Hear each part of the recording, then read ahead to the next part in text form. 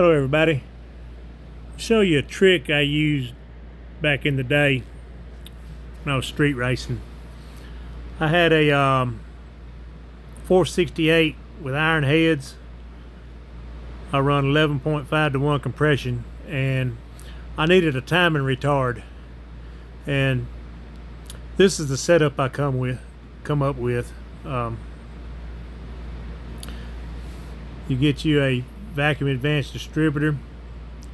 I locked the distributor out. I didn't have no centrifugal advance because I run a big cam, high compression, so that stuff was pretty much useless, and the car wasn't a daily driver. So anyway, you see the long hose I got there hooked up to the vacuum advance on the distributor.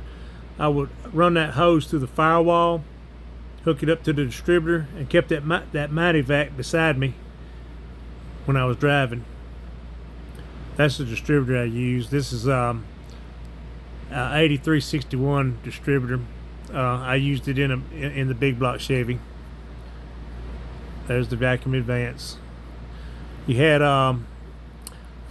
if I recall, I think it would advance that timing a total of 15 degrees. I couldn't find my notes on that, but notice these marks by the pickup. That mark there is full advance. That mark there is full retard.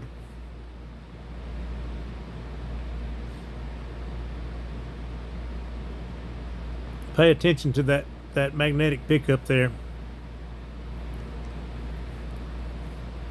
The vacuum canister is going to control this. Right now I'm going to advance the timing on this distributor. Watch the needle and watch the magnetic pickup.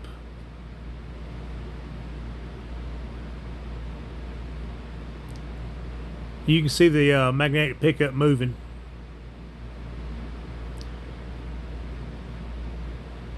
Right there is full advance. That's the full stroke of that vacuum canister. What I would do on that 468, I would run that canister at full advance. Then I would set my initial timing to 36 degrees total with a locked out distributor. I would put timing light on it, rev the engine up to 3,000 RPM, stabilize everything, and set that timing at 36 degrees total. That's where that motor run best. Didn't run any more timing than that. And now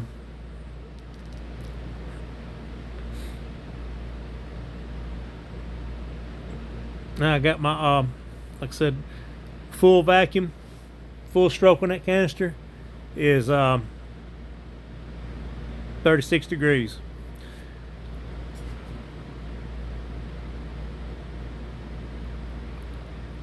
I would run it at 36 degrees if I was doing it on 93 pump gas with that high compression. If I was doing light loads or wasn't getting on it or whatever, I could drive it on that. If I was had bad gas or it was detonating or whatever, I could retard the timing. And if I pulled up to a red light or whatever, and regardless if it had bad gas or good gas, if I was going to be idling for a long period of time or whatever, and didn't want to keep my foot on the accelerator to keep this thing running, I would run the timing back up to 36 degrees. Big cams and high compression, they like a lot of timing at idle. Here I'm retarding the timing by bleeding off the vacuum. If you'll notice, the magnetic pickup is in between the lines now, and that's where I could drive that car on bad gas or whatever. If it heat soaked and I wanted to crank it back up on pump gas, I would just bleed the vacuum completely off. That would pull like 15 degrees of timing from total. Then I'd crank the car, run it back up to 36 degrees.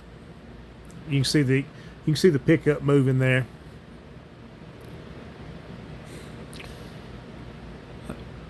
drive that thing out to the spot there where we was racing, and I would swap it to race gas. I'd run C16, and I just I'm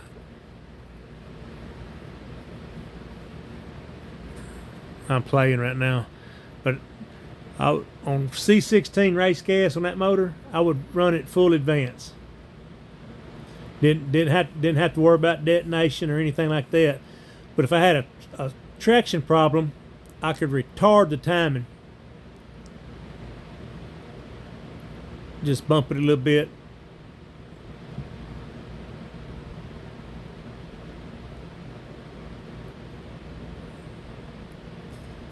Do the same thing I do if I was running bad pump gas. If I needed less power off the line there, I could retard the timing. And then as the race progressed, and if I had time, I could reach over and throw full timing back in it. You had to be kind of quick, especially running in the 8th mile.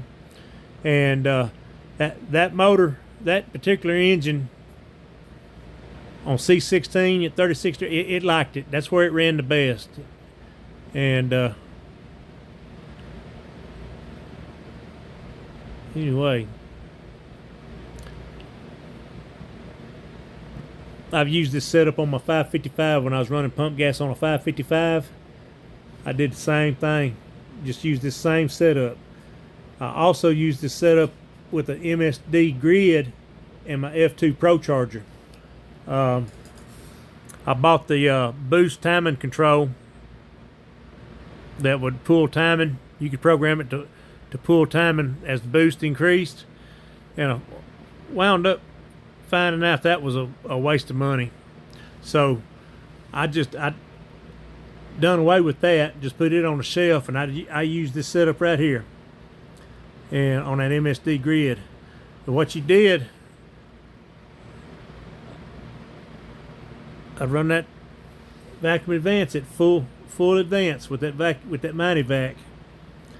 I'd set my baseline timing on the MSD grid. I see that F2, I believe I set it at 32 degrees total. And no, I think I run it I think on that 555 with that F2 Pro charger, I set it to 36 degrees total. And from idle to about 1500, I'd run that motor on 36 degrees. And from 1500 RPM to 3000, I think I set it to 32 degrees.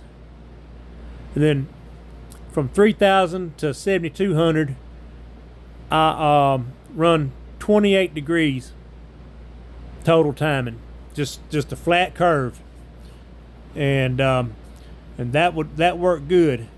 Now I didn't drive it on pump gas on that. If I was going to drive it on pump gas, I didn't even have to use the laptop or anything. I would just pull timing by releasing the vacuum on my Mighty Vac. That would lower the timing. Like I said, I had 15 degrees of a timing retard with that vacuum canister. If I had a traction problem with C16 with race gas with that F2 Pro charger, I used the Mighty Vac the same way as I did on my 468 on my naturally aspirated engines. What that did was move the timing curve lower on the graph, and you had to remember what you was where you setting on when you recording the data, because when you look back on your laptop at your run, it would just show wherever you set that curve. If you didn't change it with the laptop, it would just show it you never changed it, you know. So it might show you was running 28 degrees total from 3000 to 6500 when you was actually running 24 degrees of timing, because you bled it off with the vacuum advance. So you had to pay attention on that.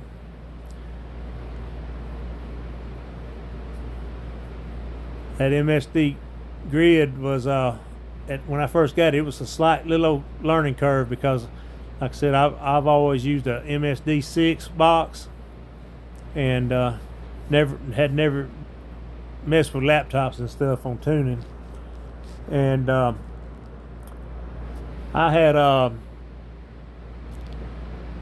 had to change the head gasket on that thing. That thing lifted the head a little bit, and got too aggressive with the timing with that F2. So I swapped head gaskets, and I was locked in a race with Brian Britt from Memphis Street Outlaws. He had a truck called Beetlejuice, if you watch that show or whatever. And he was street racing on that thing. He called me out one time, and he took my money, and we run off the trailer there, no test or anything. He took my money. So I was like, I want a rematch. So we locked in another race over in Memphis, and I had the heads off that car, put the head gasket back on. I just started running that MSD. Hadn't really figured that thing out, and put that distributor in there, and the car cranked up. I went to check my data on the laptop. I looked down there, and I'm revving this thing up, and I'm like, well, dang. I said, I got lucky on that distributor. It was showing the timing curve that I had put in there, and I'm like, man, I ain't even got to worry with no timing light or anything. So I didn't. I loaded the car up on the trailer and went straight to the spot we was going to race, and we was going to run off the trailer with no testing. And I was under the assumption my car was ready, and we got out there because, like I said, I checked the laptop. Everything looked good on the laptop and everything, and they turned that flashlight on. Man, he donkey stumped my ass. I'm talking about, shoot, bus links. Before I was right there with him, but I couldn't figure that out, and got my laptop out, looked at my data and all, and I'm like, I don't understand. I said, I don't see anything wrong with this deal. I said, I must have bad fuel pressure or something. I don't know what's going on. So, and he said, well, what did you do different? I said, well, I told him a story about having to take the top end apart and put it all back together. He said, did you check the timing on this thing? I said, yeah. I said, I opened up the laptop, and the timing, it showed good timing on the laptop. He goes, that's not the way you do it. So we put the timing light on it. This damn thing was sitting on 19 degrees idling. I was like, golly. That explained why it was spitting back through the carburetor a little bit.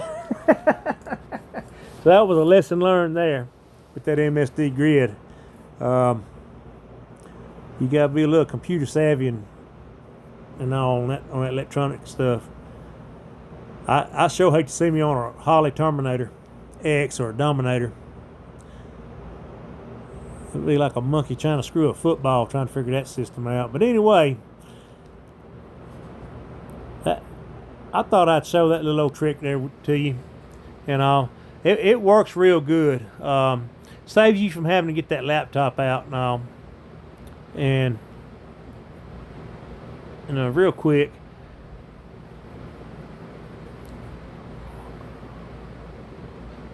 I'll use it again on that 502 that I'm building, that I got on the engine stand there. But I probably wind up having to put a crank trigger on that thing. I don't know. We'll find out. With that 555, I couldn't pull enough timing out and everything. I would have to get out there and turn the distributor and all. But anyway, we'll find out if I need it or not. But I thought I'd show it to you. Y'all have a good night there. Talk to you.